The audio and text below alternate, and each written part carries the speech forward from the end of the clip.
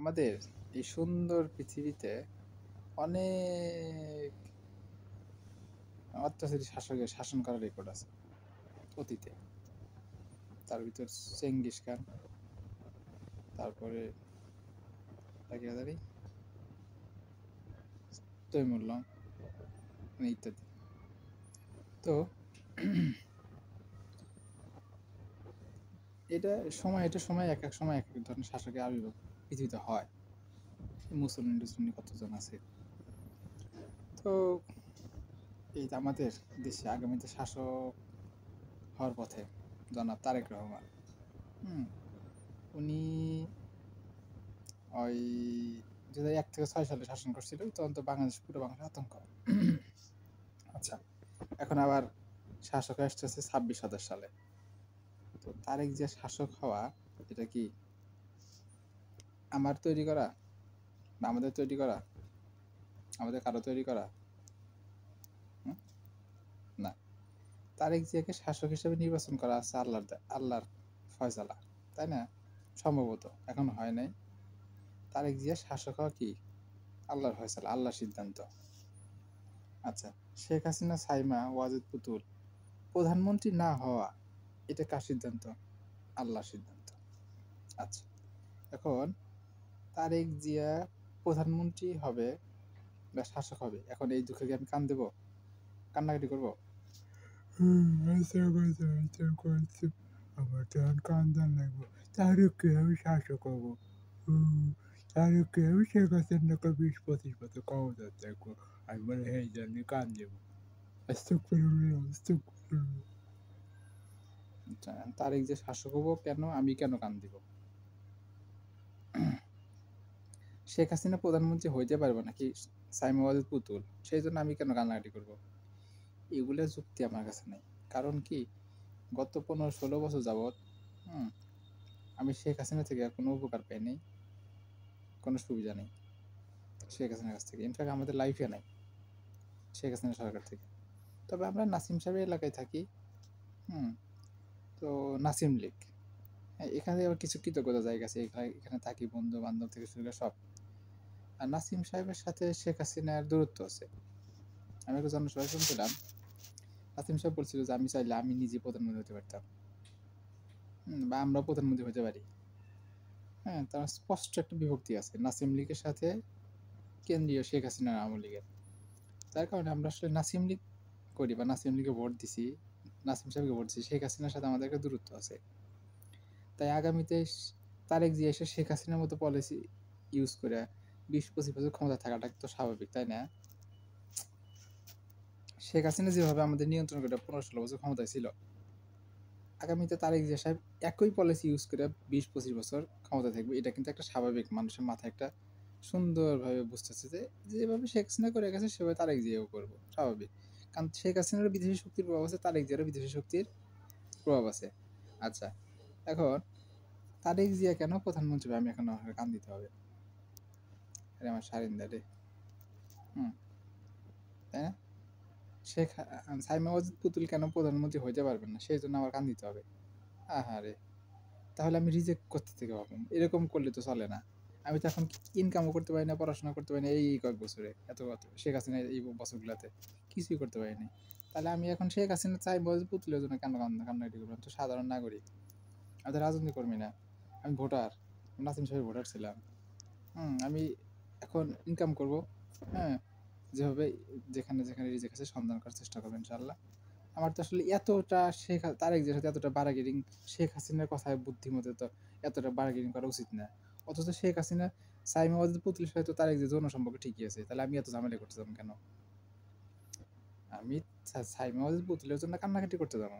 হ্যাঁ, আহারে, কেন প্রধানমন্ত্রী হতে পারলো না? আমাকে বোঝানো হয়েছে যে আমাকে আল্লাহর পক্ষ, আমি বুঝতেছি যে সাইমা ওয়াজেদ পুতুলের থেকে ভালো ভালো ভালো ভালো নেতা আওয়ামী লীগে আছে, যার কারণে উনি হয়তো আগামীতে প্রধানমন্ত্রী হইব না, সম্ভাবনা নাই, কম। হইলে এটা আওয়ামী লীগের সিদ্ধান্ত, ব্যক্তিগত আওয়ামী লীগের নেতাদের সিদ্ধান্ত। যদি তারপরেও সাইমা ওয়াজেদ পুতুল প্রধানমন্ত্রী হয়, সেটা তো হচ্ছে যে ওই আওয়ামী লীগের প্রভাবশালী নেতাদের সিদ্ধান্ত, এটা আমাদের সিদ্ধান্ত না, আমাদের তাতেও যায় আসে কিছু না, তাই না? কিন্তু আমি তারেক জিয়ার আমি আমি সাইমা ওয়াজেদ পুতুলের কথায় আমি হচ্ছে তারেক জিয়ার সাথে যে এতটা বার্গেনিং করবো, আমার তো কোনো এই জাতীয় কোনো অপশন নাই। কারণটা কি? কারণটা হলো যে সাইমা ওয়াজেদ পুতুলের সাথে এক যৌন সম্পর্ক আছে তারেক জিয়ার। তার কারণে এখন যা মনে হইতেছে ঝামেলা যা করা সেটা সাইমা ওয়াজেদ পুতুলই করবে। তারেক জিয়া সাহেব করবে না। কারণ তারেক জিয়া সাহেব এখন দেশে আছে। উনি আমার প্রতিপক্ষ। আমি তো বিএনপি করতেছি না। হ্যাঁ? উনি প্রতিপক্ষ হলে দেশের দায়িত্বে থাকবো। হ্যাঁ? আর সাইমা ওয়াজেদ পুতুল আমার যদি বন্ধুও হইতো তাও সে বিদেশে থাকতো। সে আমাদের দেশে থাকতো না। যে বিদেশে থাকে সে ন্যাচারালি বন্ধু হলেও শত্রু। আর যে দেশে থাকে সে শত্রু হলেও বন্ধু। তারেক জিয়া সাহেব ২০ বছর শাসন করার পর আমি আবার ঘুরে ফিরে আওয়ামী লীগই করি। আমি এখন আওয়ামী লীগ করি, তারেক জিয়া সাহেব আসলে আওয়ামী লীগ করি, আমি তৃণমূল আওয়ামী লীগ করি, যেমন নাসিম সাহেবের আওয়ামী লীগ। আবার উনি ২০-২৫ বছর ক্ষমতা থেকে চলে গেলেও আমি আওয়ামী লীগই করি। কিন্তু পার্থক্য আছে। পার্থক্য হলো যে সাইমা ওয়াজেদ পুতুল এখন যার যার বন্ধু, এটা দেশের বাইরে থাকে। সে বন্ধুর হিসেবে আসলে এরকম স্পেস নাই। আর যে দেশের দায়িত্বে আছে সে শত্রু হলে বন্ধু। এটা হচ্ছে নিয়মের কথা। তারপরে আসলে আওয়ামী লীগ থেকে আমি নিজে ব্যক্তিগতভাবে কোনো আবার আমরা ফ্যামিলিগত কোনো সুবিধা ভোগ করিনি। কখনো কোনো জীবনও না। সেই ৭১ থেকে শুরু করে। হুম? তাহলে শেখ হাসিনার জন্য এত মায়া কান্না কাটতো আমার আসলে কোনো মানায় না। আমার নিজেরও মানায় না। বিবেকের কাছেও মানায় না। বা সাইমা ওয়াজেদ পুতুলের জন্য এত মায়া কান্না আমি যখন আমি আল্লাহ কান্দি মনে যায় গলা গাতর ধরে সাইমার জন্য কান্দি সজীব জয়ের জন্য গলা গাতর ধরে কান্দি মনে এরকম মায়া কান্না না আসলে আমার মানায় না। আমি একটা নাগরিক, সাধারণ নাগরিক। আমি হচ্ছে হ্যাঁ, ইনকাম করে খাই যেভাবে হোক, যে চেষ্টা করি এভাবেই। তো এরকমটা আসলে আমার মানায় না। ঠিক আছে? হ্যাঁ, তাই আমার চিন্তা হচ্ছে কি স্বাভাবিক ইনকাম যেভাবে করা সেভাবে। মানে সেই রিজিকের ব্যবস্থা করা। আমার এই সাইমা ওয়াজেদের জন্য আমার আসলে কান্নাকাটির প্রয়োজন নেই। উনার দেখি উনার কর্মীরা দেখি ওরকম কান্নাকাটি করে তো আশেপাশে উনার কর্মীরা টাকা খায়। তো এটাই বলার ছিল। তো এটাই আসলে বললাম যে তারা ঠিকই আছে। আমাদের এত তো আসলে এত চুলকায় নাই, তাই না? হ্যাঁ? যে এরকমটা করবো। তো একটা মানুষের রিজেক্ট চলতে হয়। আমার দিন এখন চলতেছে না। আমার এখন ইনকাম সোর্সিং দরকার, তাই না? আমি এখন পুতুলকে নিয়ে জিকির করলে আমি আসলে আস্তাগফিরুল্লাহ, আল্লাহ মাফ করেন। পুতুলকে নিয়ে লাচালাচি করলে আমি চলবো কেমনে? এটা তো একটা আমাদের তো জমি-টমি সব জমা নাই। একদম বিলীন হয়ে গেছে। তাহলে তো এর কোনো অপশন নাই। পড়াশোনা ঠিকঠাক করতে দেয় নাই। তাই না? পড়াশোনা জোর করে এটা কামলা বানাইছে। এখন আবার নতুন মারামারি করব তারেক জিয়ার সাথে। তারেক জিয়ার সাথে এমনিতে আমার বিরোধী সম্পর্ক আছে সেটা আলাদা কথা। কারণ আমি অন্য দল করি। সে আরেক দলে, সে বিএনপি করে। কারণ তারেক জিয়া মেয়ে তো খুব ভালো মানুষ না। তারেক জিয়া মেয়ে তো ওইরকম লেভেলের খারাপ। ওই মেয়ে যদি দেশে আসতে পারে কি করবে আল্লাহই ভালো জানে। হ্যাঁ? জাইমা রহমান। উনি মাত্রাতিরিক্ত। উনি দেশে আসলে কি করবে আল্লাহই জানে। মাঝে শুনি যে এরকম মেয়েদের সাধারণত বিদেশে রেখে দেয়। কারণ এদেরকে নিয়ে আসলে যে আবার শাসনে নতুন করে গন্ডগোল শুরু করবে। হ্যাঁ?